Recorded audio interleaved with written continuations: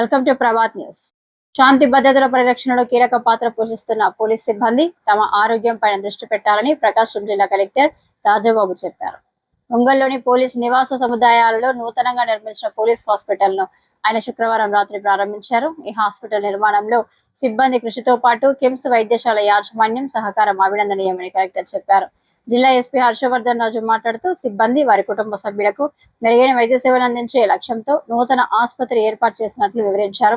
సాధారణ వైద్య సేవలతో పాటు ప్రథమ చికిత్స, ఆరోగ్య పరీక్షలు, అత్యవసర పరిస్థితుల్లో తక్షణ వైద్య సహాయం అందేలా చర్యలు తీసుకుంటున్నట్లు తెలిపారు. ఈ కార్యక్రమంలో కిమ్స్ వైద్యశాల chairman Bollineni Bhaskar Rao, KIMS group of hospitals executive director Advik, Ongole DSP R Srinivasa Rao, AR DSP Srinivasa Rao, ఇతర పోలీసు అధికారులు సిబ్బంది పాల్గొన్నారు.